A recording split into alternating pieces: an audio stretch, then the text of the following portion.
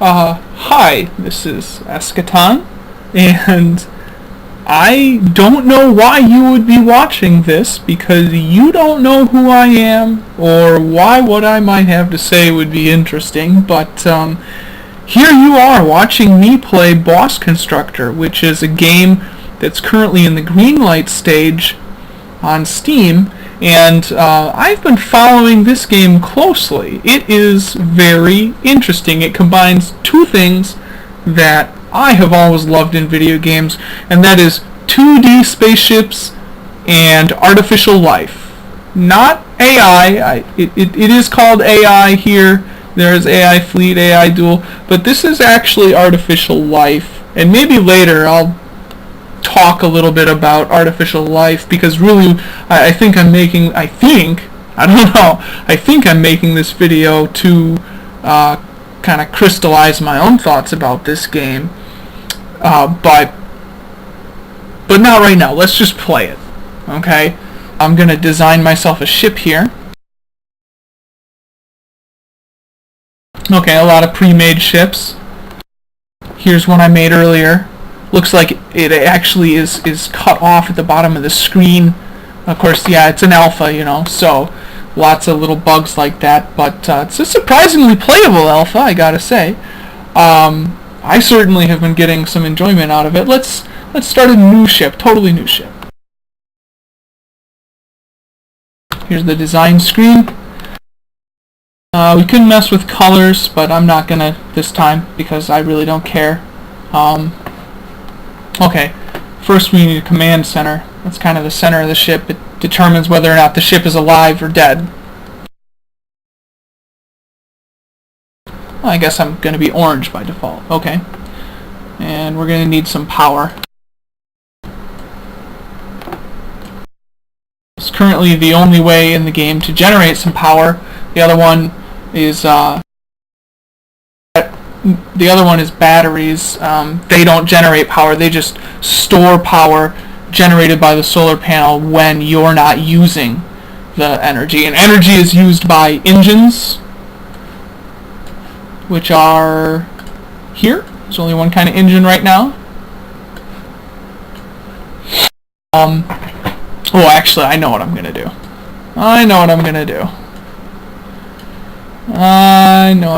I made this kind of ship when I first got the game, and I want to see if I can remake it. Basically, it's a ship that uses part of itself as a battering ram. Adding some armor to the battering ram part. Ooh, there's a spiky armor piece to put on there for the tip of the battering ram. There's also shields. I don't know how well I'll be able to use shields, but we'll see here. How many hit points do they have? Looks like they have 20 hit points. So compared to armor, not a lot. But we'll come back to that.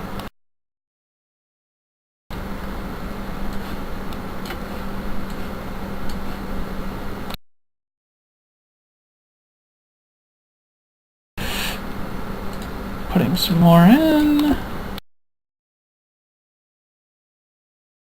Oh, how do I rotate? Let's see. Okay, so I figured out how to rotate. You have to be dragging it when you're changing it. So, there we go. Get that in there. Let's see. I don't like how there's a nice even break there, so I'm gonna break it up a little bit. Yeah, I find that if you have less clean breaks... Oh, you know what though? Oh well. If you can avoid breaks like that, I find that your ship is a little more resilient in the game, but you'll see why later. I won't speak any more about that now. We need next some engines.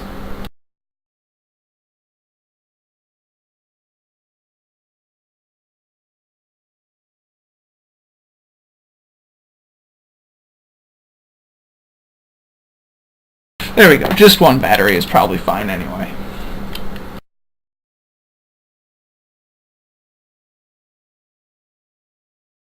So 5 engines, 3 solar panels, and a battery. Let's see, probably one more solar panel would be good.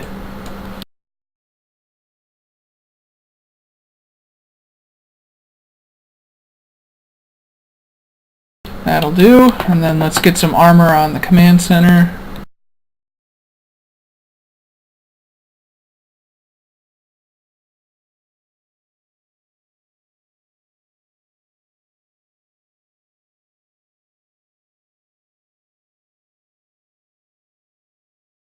And the other orientation, or chirality, that's a fancy word.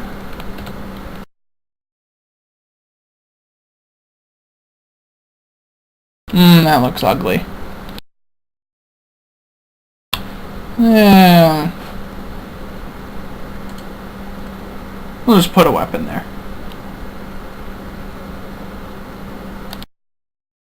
The one gun, if you will.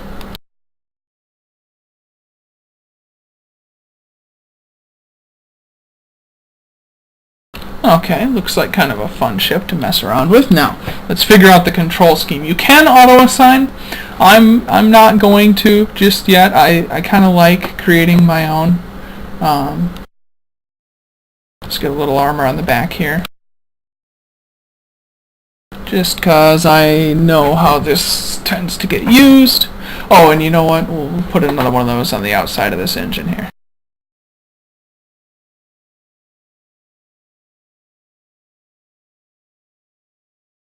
Okay. Oh, and okay, it's a turtle now. Oh.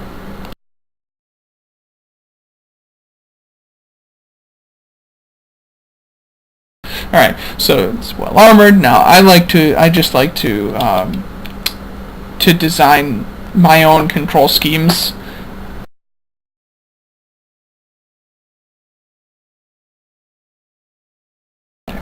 It's all ready. Let's give it a name.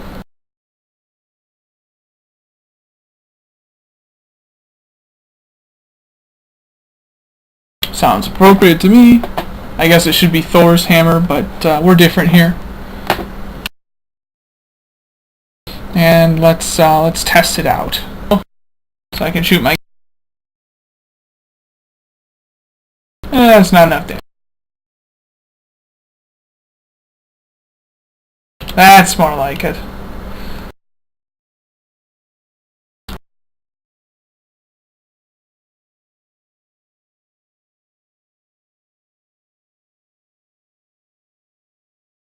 I'm a fan of the crazy designs.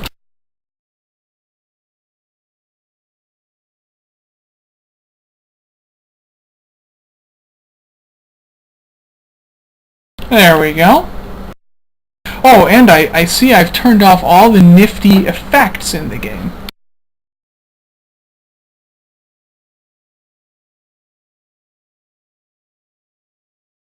You know what, though? My ship is unbalanced, isn't it? It doesn't fly straight without me having to constantly correct. So, let's go back into the hangar. And let's edit that bad boy.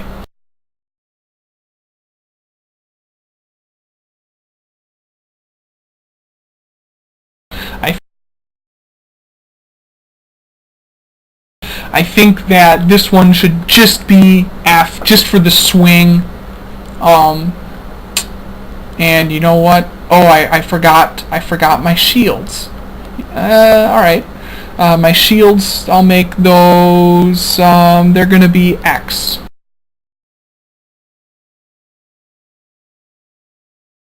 So if I can remember to use that, I might get some benefit out of that. We'll see. Let's see how that works. There's a turn. There's a turn the other way.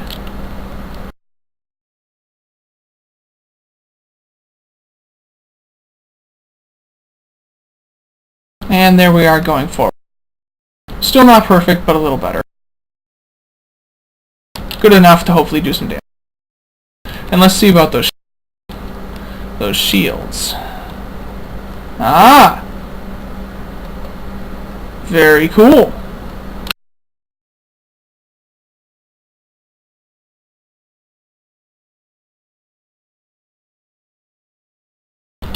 Nice. So they prevent, presumably, weapon damage, but they do not stop the hammer arm. Yes.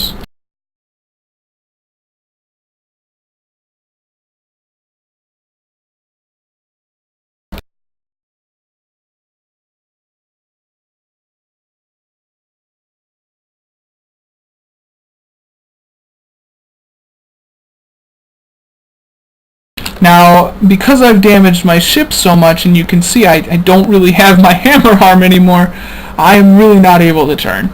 So maybe this isn't a really good ship design. You know, it's fun, and I could probably fix that with a control scheme that allows me to switch to another set of buttons later on when I've lost my arm to just control the ship with just these two thrusters. But right now, they can only turn in one direction because that's the way I programmed the control. And so I'm just going to be doing space donuts. So let's design a little more intuitive ship here.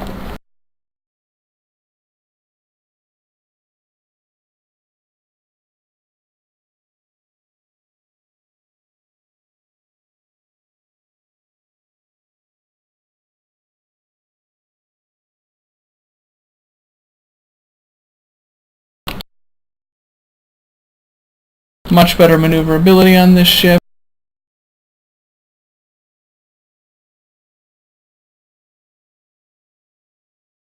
Okay, let's launch those. Let's launch the carrier. Oh yeah, baby. Oh yeah. Easy mode. Easy mode. And it looks like they're doing pretty well with just my two solar panels. Now the developer Mirko, he did say that these are not balanced yet. So this is just kind of a proof of concept, but yeah, it looks good. Now this is interesting. It looks like some of the fighters can't decide what target they're going to dynamically choose to attack next because they're kind of equally distant from me, and some of them are even going way out here. So I'm not sure exactly how they're choosing to attack what they're choosing to attack, but I'm going to retract them because finishing off the enemy should be my job. I'm going to do that with a sword. Glorious.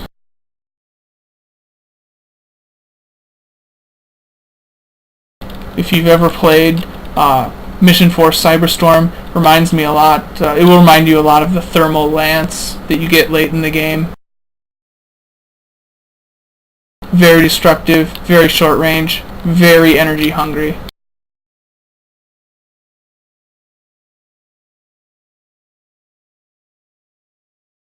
And you see those green numbers. Well, the green numbers are XP, and I'm not sure how Mirko intends to use that yet, but there may be some form of progression. Let's actually take a look at exploration, which is supposed to be eventually the single player part of the game in which you fight your way through basically a small galaxy full of these ships.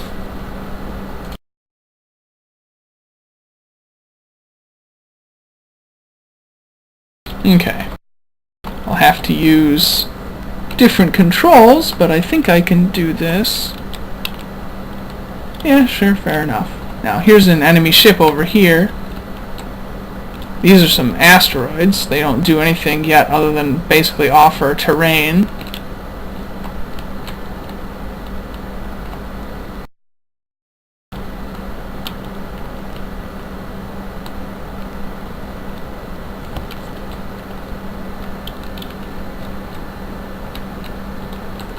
Pursuing the enemy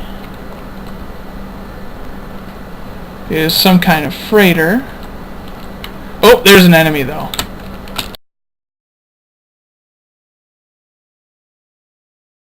Now I've blasted off chunks of it. Oh, it keeps trying to do damage to me. it has succeeded in some measure because we are both critical. Oh, I bet you there's controls for these stupid energy chains. These little things on the back of my ship, these energy chains, will grab those components that you just saw spinning off of us and place them into my my containers, which should allow me... Oh, there. Let's restart this now that I know you can just click on them.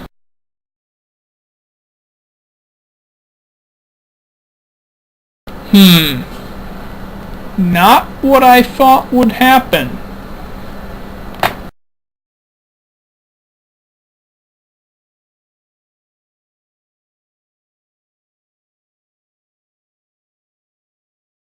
Still not what I thought would happen.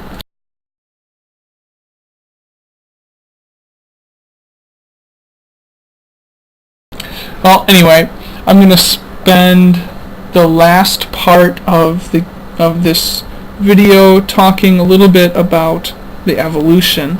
So the game evolves its AI. That's the crucial thing you need to know, and the thing that fascinates me so much about this game. There's a lot of potential here, okay? Most AI is expert system. It's an AI that's designed by a human programmer that basically thinks they know how to play the game best and tries to implement their strategies in the AI in order to beat human opponents. Now, as you can imagine, there's a lot of problems with that kind of traditional approach to AI, because the programmer is certainly not guaranteed to be the best player of the game, and even if they were, it's not guaranteed that they'll actually know or be able to express in code all the nuances of their idea of the strategy of the game. That would just be a rather exhaustive AI to code. A lot of different cases. I mean, practically an infinite number of cases in any game with an interesting level of complexity. Because a human player is very good usually at finding all the exploits and min-maxing their way through the game, learning to exploit not only the stats of the game and the rules of the game, but also to exploit weaknesses in the AI, things that the AI is not looking for, kiting, things like that expert system AIs have proven pretty bad at dealing with. There's just these common tricks that human players can play against them. The idea with evolutionary AI is to avoid that by not having a human design the artificial intelligence. Okay, so instead there are some basic behaviors and some strengths to those behaviors, or weights, if you will. So the weights decide basically how much a given behavior should influence the overall behavior of a ship, and each of those behavior weights has what's called a genome attached to it, which is basically a variable, and there's which is basically a collection of variables, I meant to say, with each of those variables being associated to a certain weight in one of the ship behaviors, and that is then used to determine the overall behavior of the ship by comparing the weights and deciding how to act based on which one is currently winning out in the state of the AI for the ship. But the thing is, each of those variables can be mutated, and the next time that ship is created by Boss Constructor, it might be a little different. Mirko and I have been talking a little bit about ship sex, right? So in nature, you don't just mutate randomly when gamma rays break up your DNA. Most life, especially most complex life on Earth, mutates proactively. They have sex. They recombine the DNA of two individuals to make a third individual with a brand new genome. And the idea here is that a being that can expend enough energy to have sex must have a somewhat successful genome. And that genome, combined with another similarly successful genome, has a good chance of recombining and creating a very successful genome, or at least a genome that is differently successful, because you want diversity in your gene pool, right? Otherwise, someone's going to come along and exploit it, going to find a way to beat the one rule that you're all playing by. So you make up a heterogeneous genome, you're going to stand a better chance of defeating any and all comers. So the idea in Boss Constructor is to do a little bit of the same thing, where we have a bunch of ships fighting the player. Each of them is running off of a different genetic algorithm, a different genome, if you will, that is telling it to behave differently from its friends. And when one ship does particularly well against the human, either by doing the most damage or surviving the longest, or a combination of yardsticks like that, it's going to get recombined. It's going to get its genome recombined with the genome of another kind of successful ship, and it's going to have ship babies, right? And those ship babies are then going to be sent out against the human, and those ship babies are going to have ship babies, and eventually, we know this can work in games, you can end up with a very expert AI, a very successful AI, and a human didn't design it. And it's going to exist as just one part of a larger ecosystem of AIs that always keep the human player guessing and continue to evolve and kind of scale to the human player's ability. Because if the human player is the natural selector, they're going to determine the adaptation of the enemy AI. So hopefully with Boss Constructor, we're going to be able to see a platform that kind of sets the tone and paves the way for a new kind of AI in computer gaming that can be applied to many different genres of game. This is just a nice kind of test genre, if you will, that simplifies things a lot in order to fully explore the possibilities of genetic algorithms in AI. But hopefully this is a paradigm. This is a new paradigm of AI, and I really think that it can overcome a lot of the shortcomings of old AI. It's not to say there aren't drawbacks. Expert systems start off pretty good right away, whereas evolving genetic algorithms start out really, really bad, like almost comically bad, and very slowly improve. So there are drawbacks like that. But if you play the game first, get a lot of the really bad AI out of the way during playtesting, you can start off with some decent AI to fight against and go from there so that it scales with the player. And hopefully once some of the kinks that we've seen here get fixed in later versions of Boss Constructor, we'll really be able to see that happen. It doesn't work really well right now to show you evolution happening, but there's a couple different ways Mirko has implemented for us to evolve our enemies, not only against ourselves in the exploration game, where they will be playing against us and evolving as we play, but also just evolving them against themselves, substituting another enemy ship in place of the human player as the naturally selective process, or the selector, if you will, in evolution. I can show you that a little bit. So this kind of abstracts the evolution process. We don't actually see the fight happen. It's just statistically calculated for each ship. So this is evolution happening. It doesn't look like much, right? But as the battle starts, you can see battles being waged between different individuals.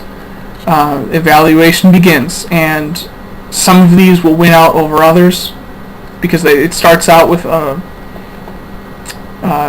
identical physical shape but randomized behaviors. Some of them will just randomly be better than others. And if we let that continue long enough, you end up with an AI that starts to appear more and more effective the longer you let it run. That's Boss Constructor. Obviously, very rough around the edges, very early in its life, but I really like where it's headed. Oh, the evolution's actually still going in the background.